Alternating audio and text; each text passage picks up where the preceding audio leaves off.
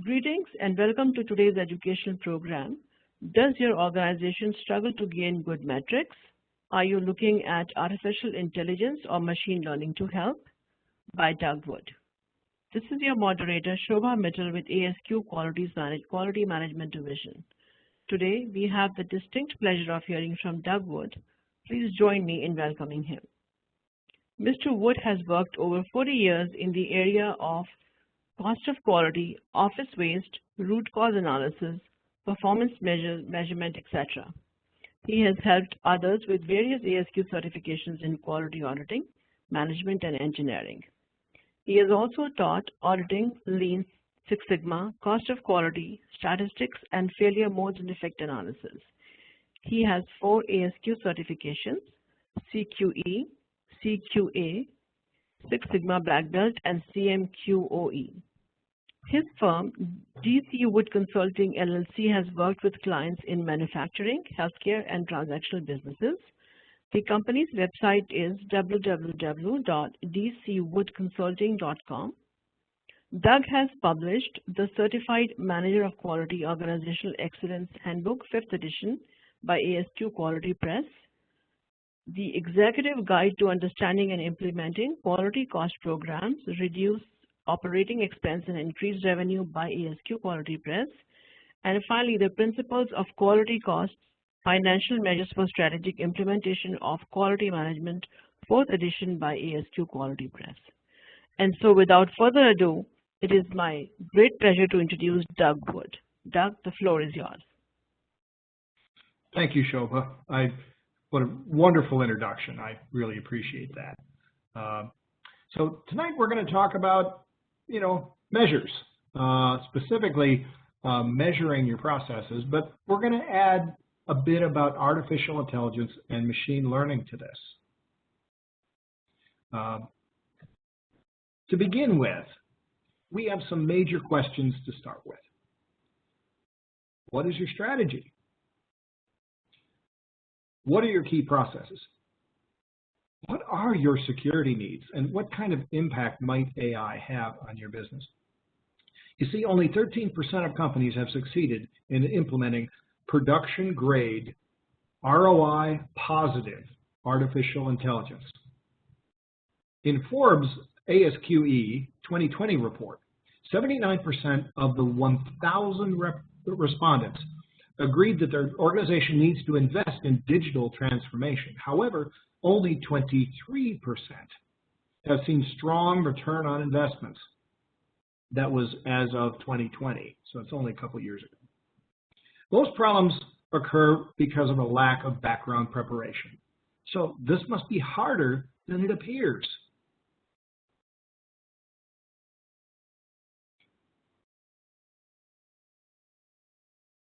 We're beginning with this. You want to gain and keep the attention of your leadership. So we know that nothing succeeds without leadership support.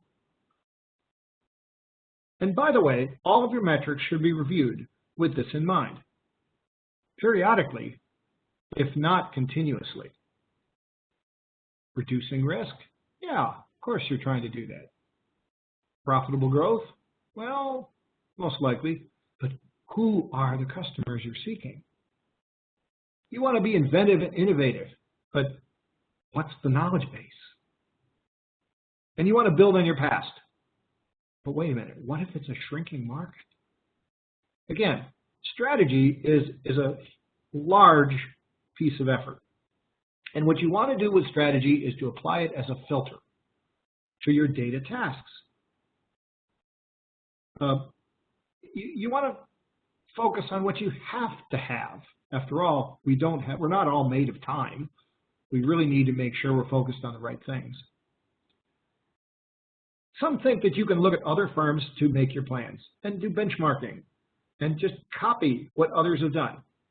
There is peril in doing that because your business is not like the others.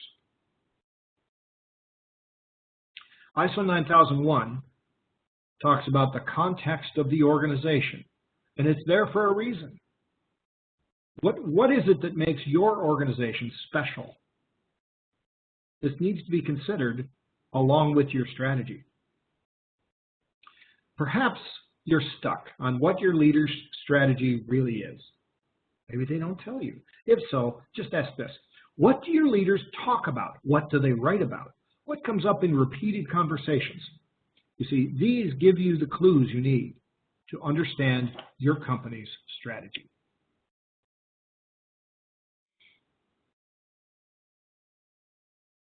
So,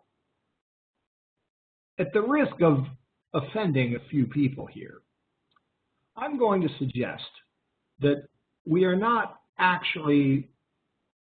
just the American Society for Quality.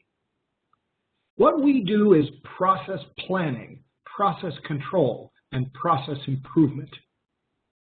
We are organization process managers. If the process is the thing we work on, do we know them? Can you see the processes at your company?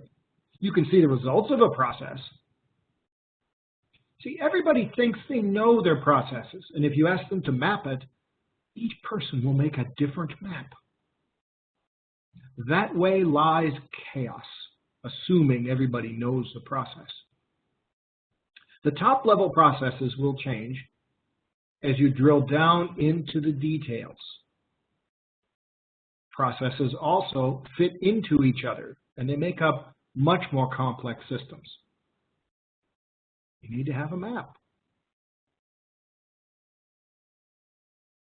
So do this. You start off with a high-level flowchart. Don't go beyond 8 steps. You should be able to draw this high-level chart in 5 minutes. You see it on the screen? Set up step 1, step 2, step 3. That should not take you very long to draw for any process. Now, not all of those are crucial. Here we see that step 1 is designated as key. Why is it key? Because it fits your strategy. Then take step 1 and drill down another layer. Step 1.1, 1.2, 1.3. Expand that 1 out. You might have to do this again. But each layer should not take you more than 5 minutes. As you drill down into this, you're eventually going to reach a point where you're really close to the action. You've got sufficient details identified. Again, not every step has to be mapped, but the crucial ones, according to your strategy, do. So when we look into step 1.1, we see that we're talking about inputs, controls, and outputs. You see, this we will then follow with a SIPOC diagram. Those of you in Six Sigma know what that is, SIPOC, and it stands for supplier, input, process, output, and customer, because every input has a supplier and every output has a customer. Drawing your material this way gives you context to understand. And we're going to need that context if we're going to look at metrics that come off of this process map. So this example here uses a SIPOC format. It was developed by Duke Oaks. And the actual content in this framework was completed by Donna DeSpirito, a member of the Boston ASQ chapter. And she was a student in the course I was teaching on performance measures with ASQ. And she completed this one. I asked her permission if I could use this because it was just such a marvelous application. She said, yes, you may use it. Just mention my name. So the ASQ course is Measuring Process and Organizational Performance. So here's the way this thing works. Down at the bottom, you have the major process steps. And you'll notice there's a start boundary and an end boundary. So you set those start and end boundaries. The actual company we're looking at here is a case study for a limo company, a company that picks people up and takes them somewhere and drops them off. Okay? So major process steps. You see the 8 steps down below? Those are the steps that every trip takes. So there's our process steps. But then we can take those and we can think about the inputs and the outputs of those process steps. And that's what's going on up at the top. You see you've got inputs, advertising, in-house phones, fax. Now notice that some of these words are bold and some of these words are just ordinary. The ordinary ones were actually provided in the class as in the case study. The bold ones are the ones that Donna thought of as she went through this exercise. Okay? And you look at the steps and you think about what's going on, and you will add more inputs and more outputs. Now, of course, as I said before, every input has a supplier. Every output has a customer. And one of the interesting things about a SIPOC is that sometimes the supplier on the right-hand side is, the supplier on the left is the same word as a customer on the right. See, reservation maker, they're on both ends of this. So there's your feedback. So looking at these inputs and outputs, as well as the actual steps of the process, now we can get down to business and we can start talking about measures. See, that's where the word incomes and outcomes appear in the middle of this page, as well as under the word process, we have controls. So you see here, you need to know the outputs and the inputs before you can possibly think about what are the proper metrics that you're going to have on these things. So this allows you to build a set of metrics that come from the process. See, this is why this is very important. You can find the metrics. One other thing, very often we begin with metrics on the output side. A lot of companies do that. They measure their results. But you need to measure the input side. You need to know what the inputs are. You need to know that it's right. Otherwise, you're just looking after the past. You're not being proactive. So this is important to do that. By listing the inputs, now you can find leading metrics. Okay, so this SIPOC, again, is a form that Duke Oaks came up with. Duke's one of the most creative people I know of. And he came up with this for this performance metrics class. And we use it in that class. But here, I'm just using it to make sure you understand the value of a process flow and building metrics. Moving on to security. You need to consider, you see, more access to the data means faster action. But if you need safety, that's going to mean less access and slower action. These two, there's a balance between these two. Physical documents are easy to protect. Virtual documents are much harder. The bad guys now live right next door. Physical locks can mean very little in the virtual world we live in today. You've got to consider what kind of people might be seeking your information. Non-disclosure agreements are quite common today. Non-disclosure agreements can fail. And even some non-disclosure agreements are not legally enforceable. There have been some court cases where they've failed. So don't put your trust in an NDA. That's not the only tool you can use. Employee turnover has a very high invisible cost. It's the cost of lost knowledge. How are you protecting that? What are you doing to retain the knowledge you need to know? And this is even more crucial in the days of artificial intelligence and machine language. Because without that implicit knowledge of your employees, your AI will fail. Let's go back in history a little bit and talk about AI and machine learning. There have been 4 revolutions. You probably heard about, quality 4.0. Well, here's the 1.0, 2.0, 3.0, and 4.0, okay? In the 1800s, steam power was a revolution. It changed the world. It meant that your manufacturing no longer had to be right next to a stream. And you could develop much higher power than, say, a horse could do. 1880, electricity and mass production came along, so we had electric motors. Now, we didn't have to physically turn the shaft to run all the machines. Electricity could bring that power to any location necessary. Mass production also kept developing at this time. You see an example of sewing here. These are sewing machines operated by a large group of people. Mass production. Okay, we think of mass production as a good thing, and it has been for most. Well, actually, not for a lot of people until recently. We've seen several world wars, the brutal repressions of millions. We've seen depressions. We've seen starvation. So much disruption from this. So disruption comes with these revolutions. And just as we started to get a handle on mass production as a society, along came the digital programmable machines. Now, the uptake of this technology has not been instant, and the disruption has not been as severe as mass production. But I think some of the older people here probably remember how different the world of 1980 was compared to 1960. I'm old enough to remember 1960.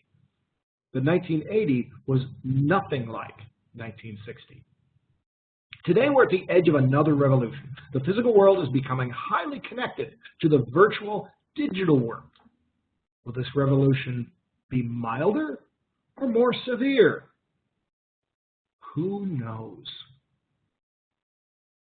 So what is the most important thing that we need to consider?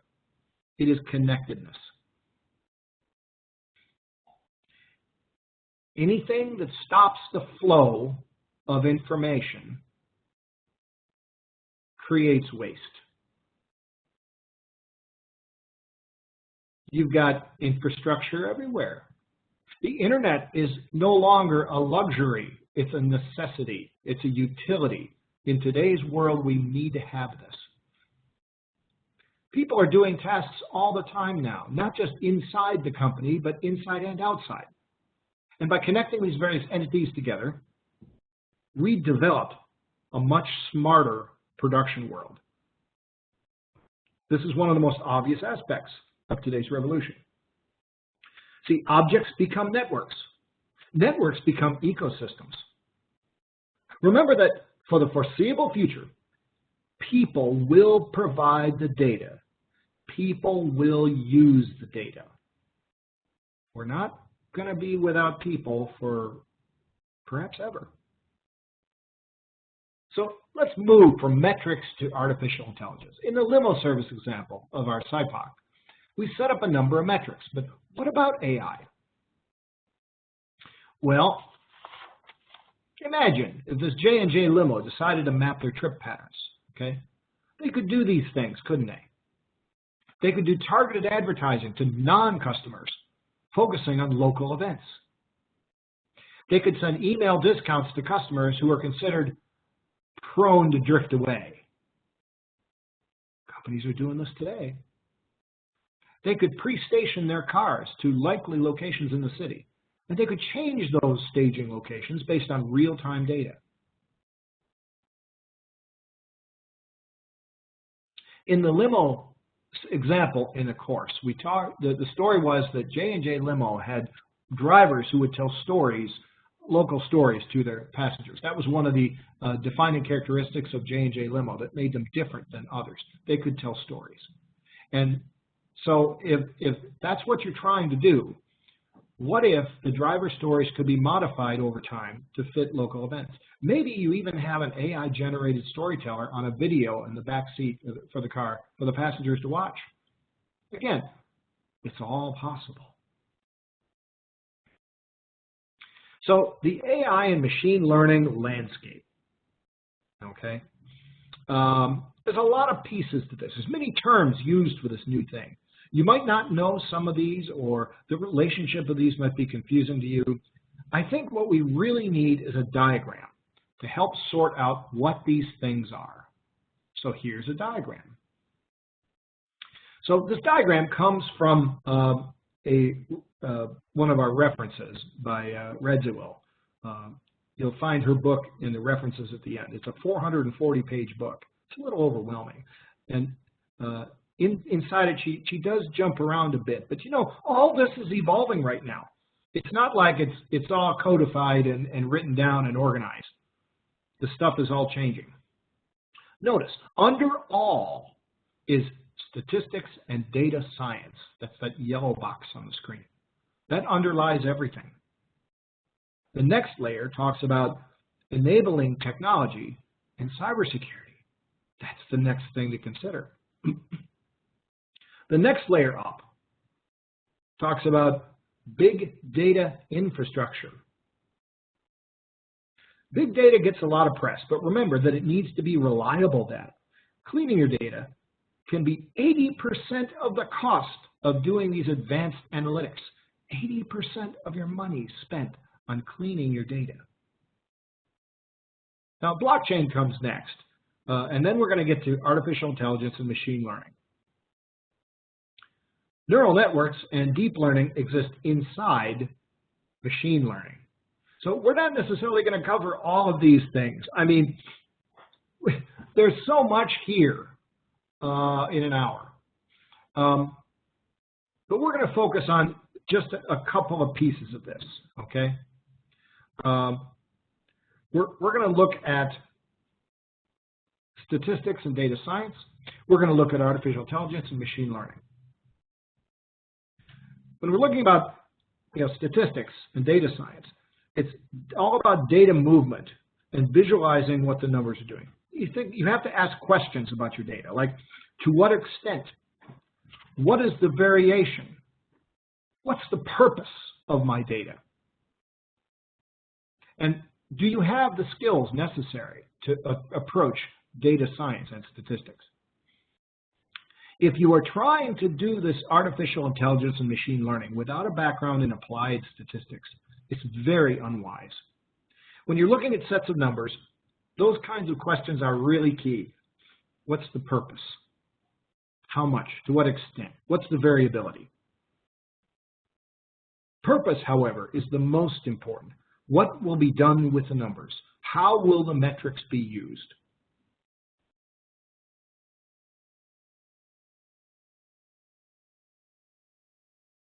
So again, you need to have these skills in order to do this. If you don't have these skills, you're probably going to need to hire somebody. Artificial intelligence means intelligent agents, excuse me, doing tasks in a specific environment, taking autonomous goal-directed actions.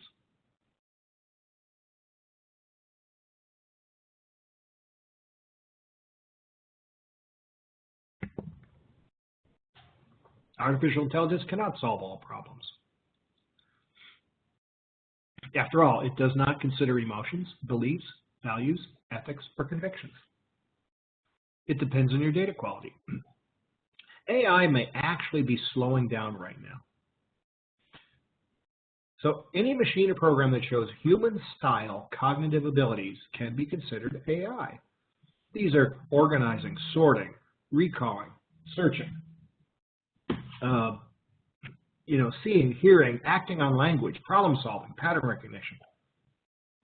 You need to be really careful about AI hype.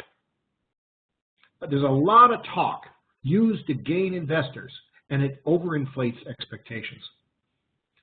The questions to ask about hype is the algorithm explained? Does it seem too good to be true? Where's the proof? Use your critical thinking. Now, humans struggle with things like unclear or conflicting evidence. So does AI.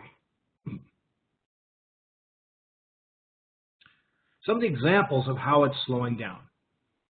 GPT-3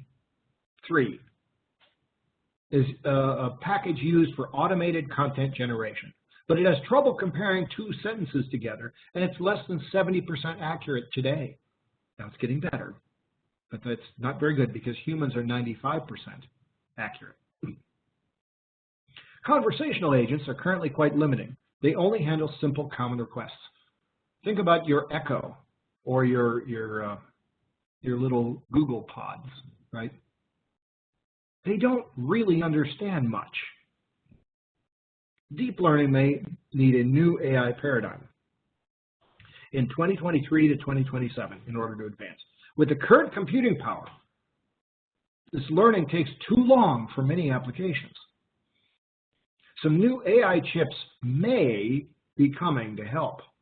The chip manufacturing and delivery has its problems today, as we are all familiar with, as we heard about again and again in the news. A main weak point of AI is that these models can become so complex we don't understand what they do. How can you rely on something where the basis for action is unknown? Now, Facebook, Microsoft, and Amazon are working together on what they call the Open Neural Network Exchange, or ONNX. This may help. I'm sure you want to hold your breath to see if those guys can cooperate, though.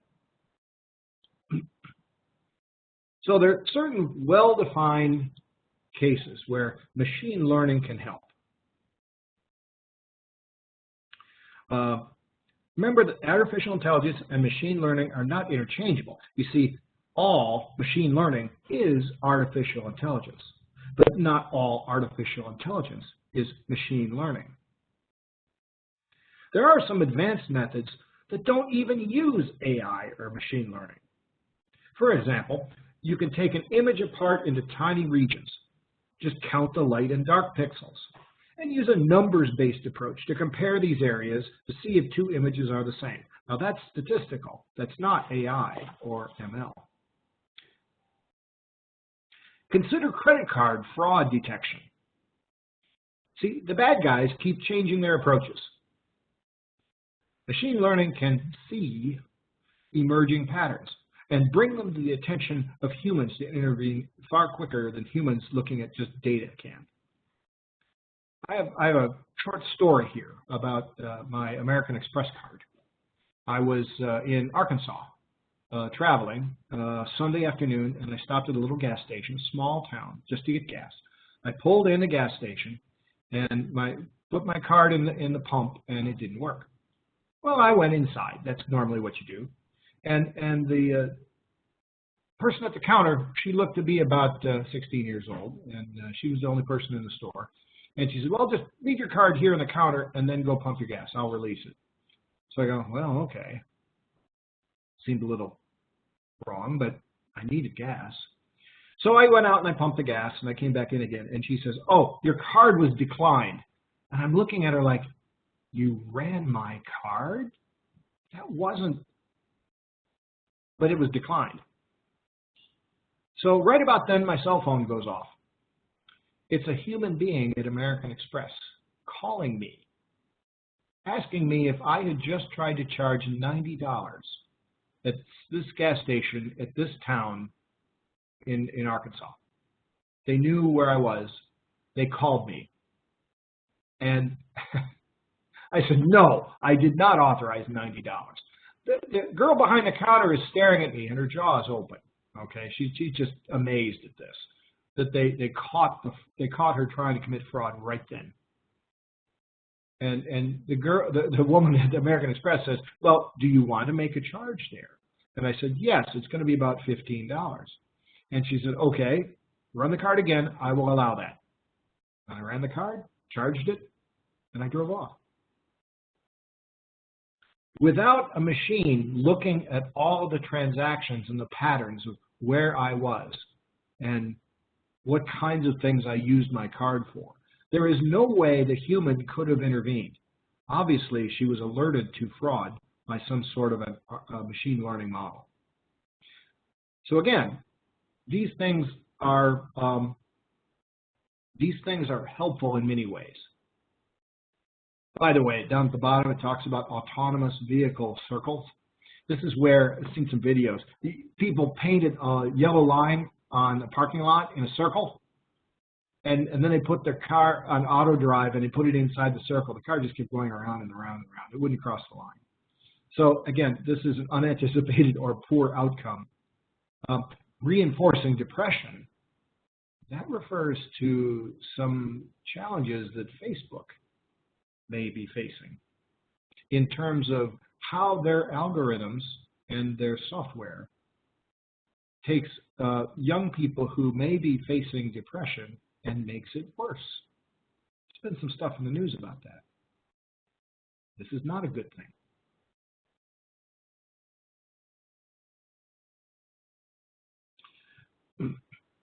So where are we going with this thing? This Industry 4.0, Quality 4.0. First of all, communication silos are breaking down. Roles are becoming more fluid. You're seeing what the business is doing in real time. And there's a huge priority today on people being both learning and being adaptable.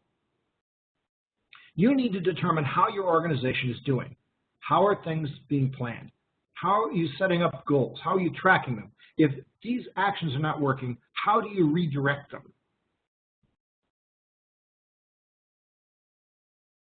First of all, you must have your older technologies in place and working well. These things don't replace all of your old technology. They go on top of it. Your protocols and procedures and your standards need to be firmly established. In quality, we know that. You need to maintain your skills and knowledge in your company.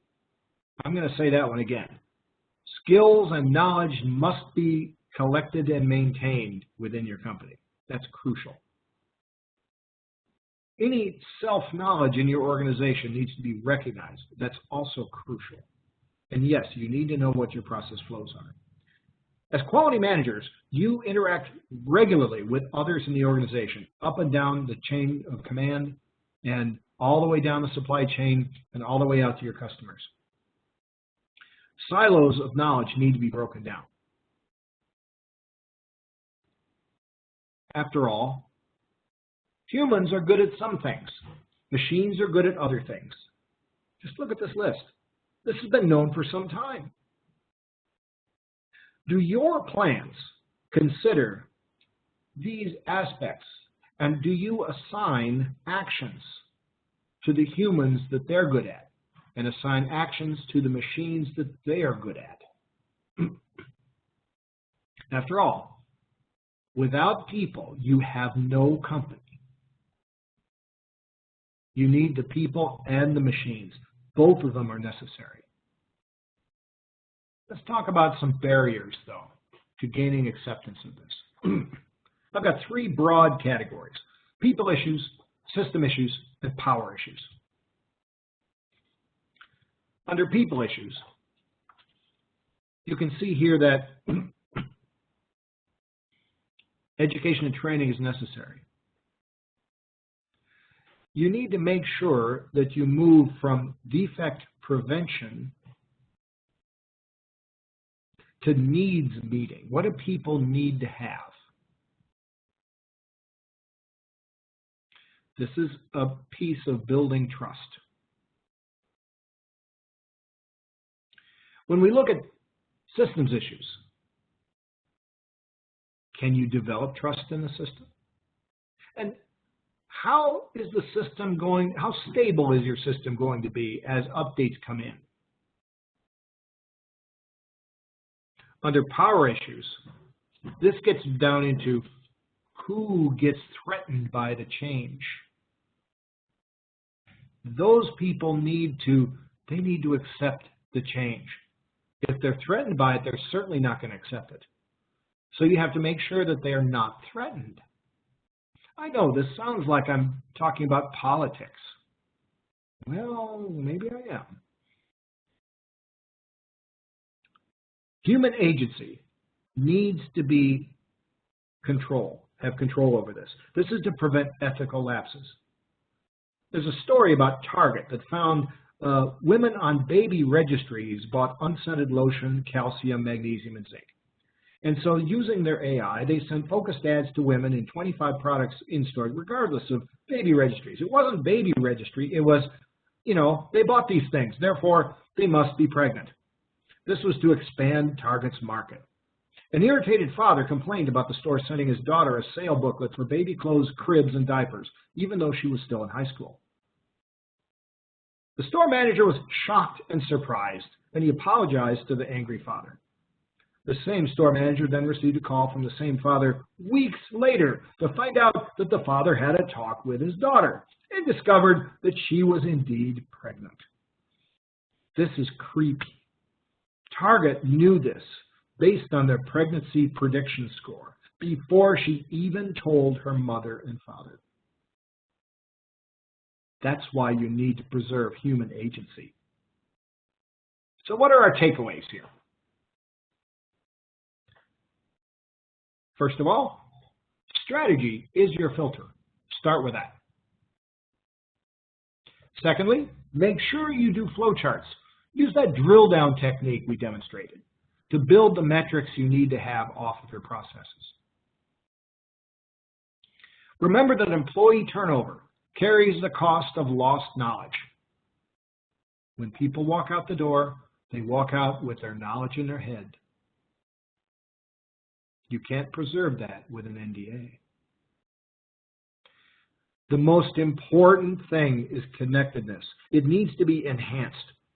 Different generations need to connect. Decision makers need to understand data and data sources. We've got an upcoming talk about generations in the workplace. I'm going to just put a plug in here for that. Look for that coming webinar. To help us humans cope with so much data, our human-machine interfaces need to be well designed. That's also part of connectedness. Some more takeaways. You need to know about statistics. You've got to think in terms of statistics. Like I said, not just the level, not just the average. What's the variability? What's the shape of the data? What's the curve? What's the histogram look like? How variable are things? Make sure that your older technologies are working well, that your procedures are firmly established, that your self-knowledge within your organization is integrated, and your data scientists have access to the self-knowledge that your old people have about your company. And once again, it bears saying again, preserve human agency. Move slowly and carefully. Automation is not a panacea. It doesn't fix things. Very often, it can make things worse. Britain's network rail organization supported a train operating company to replace all manual rail planning with a digital timetable management system. One takeaway was that while planning was shortened from a 4-year lead time to just a few weeks, they were sharing safety data in a union environment, and it could expose the organization to risks of reputation.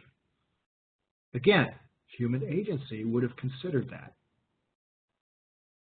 We cannot afford to shed older, untrained in tech employees. You see, they hold irreplaceable institutional knowledge and expertise. Such knowledge often proves invaluable to the application of the newer technologies. Human ingenuity is a key ingredient in your AI models. What are you going to do? Well, PDSA. Good old-fashioned PDSA. What's your strategy? Then move over to do. Foundations of statistics. Make models. Budget for them. Study. Deploy the models. Gain feedback. Are they reliable? And then act. Take action to maintain the gains and then go back around again. And around it goes. PDSA is still one of the most powerful tools we could have. So here's our references that I promised you. The first one is by Nicole Radziwill, and that's her 440-page book. I do highly recommend that one. The Performance Metrics by Duke Oaks talks about building measures. Okay, that's where I got that SIPOC diagram from. There's several other articles listed here by some different people. And then we also have the ASQ study, Forbes Insights, and there's a website there. You can get at that from ASQ. Quality Progress, October 2021 issue, had quite a few articles that you might find useful. And finally, the bottom reference from 2021, November, talked about the future of AI according to some top AI experts. So with that, I want to thank you. I think it's time for questions, Shobha. Yes, thank you, Doug. We will move right into the questions. So one of the questions we have is the usage of artificial intelligence and machine learning to replace repetitive tasks and address us to innovation and creation tasks would be the main purpose? Yes. Repetitive tasks, humans aren't really good at repeating things again and again. Okay, they struggle with repeating things, and so I apologize for that. I have a four-legged friend who's decided he's going to bark. He's in another room. I apologize.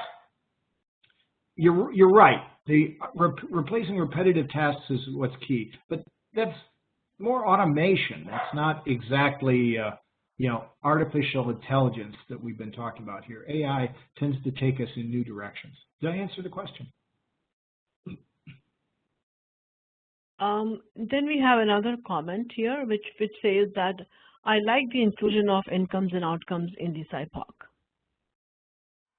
Yeah, that was one of the kind of insights, I think, in that course on measuring performance, measuring process and organizational performance class.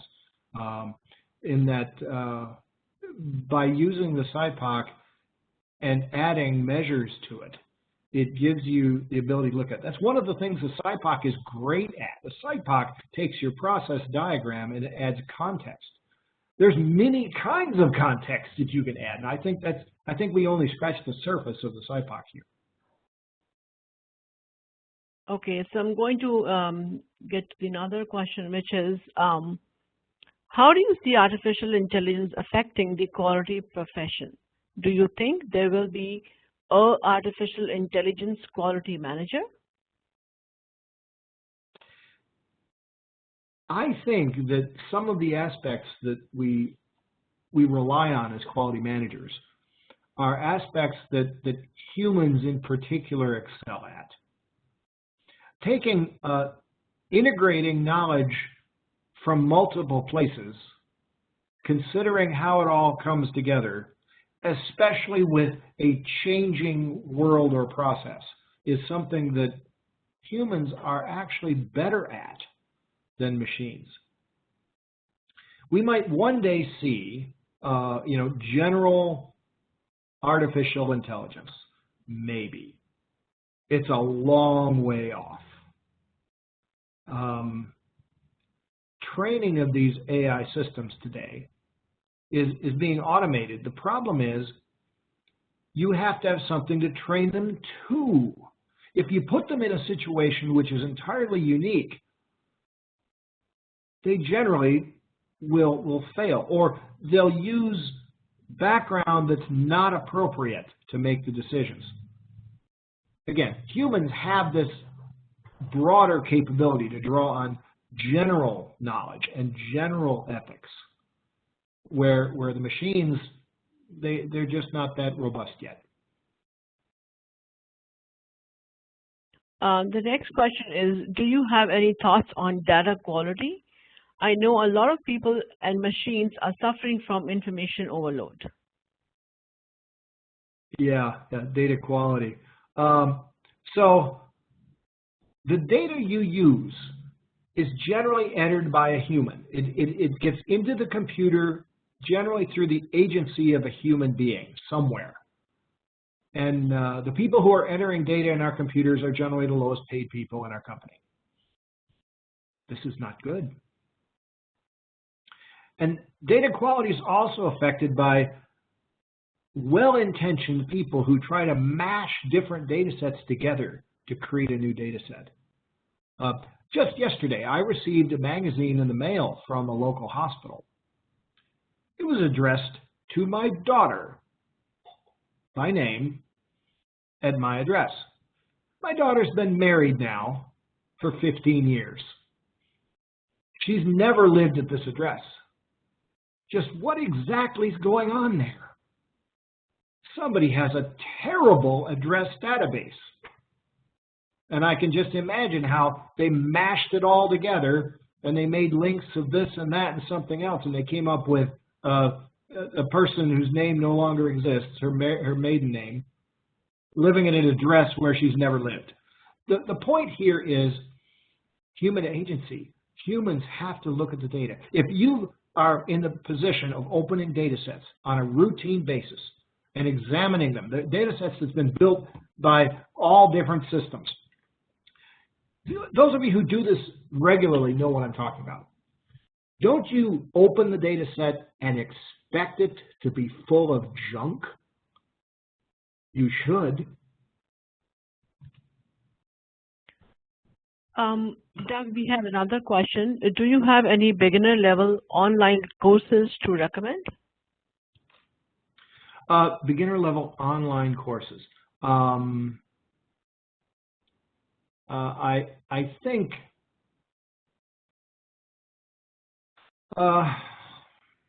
no, I don't. There are a few different courses out there on AI and machine learning.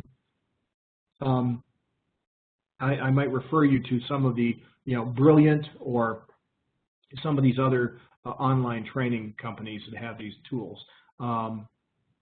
The performance metrics, levers for process management, that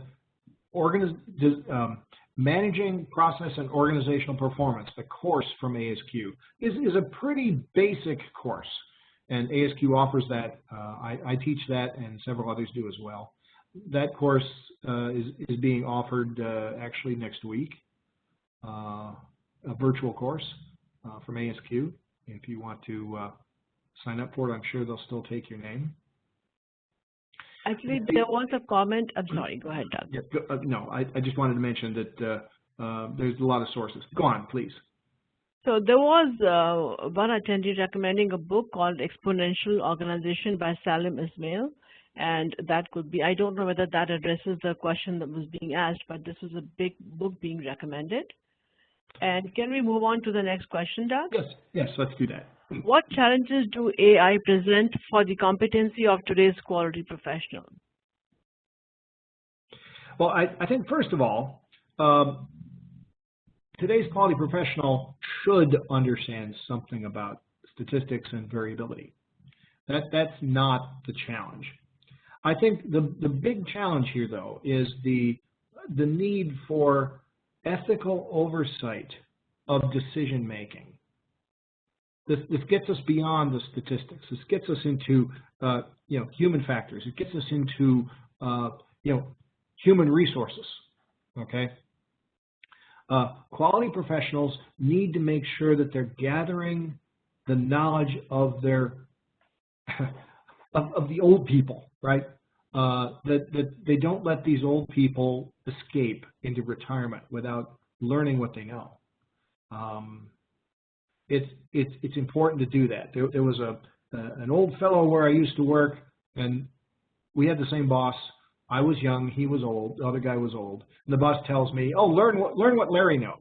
Go talk to him."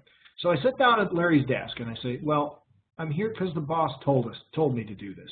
He looks me in the eye and he says, "They want me to teach you everything I know. I'm taking it to the grave with me." That is a direct quote. So that would be a bad thing. Okay, and I think we have another question. Can you comment on the accuracy, in parentheses, percentage of AI and prediction modeling? I'm not quite sure I follow the question.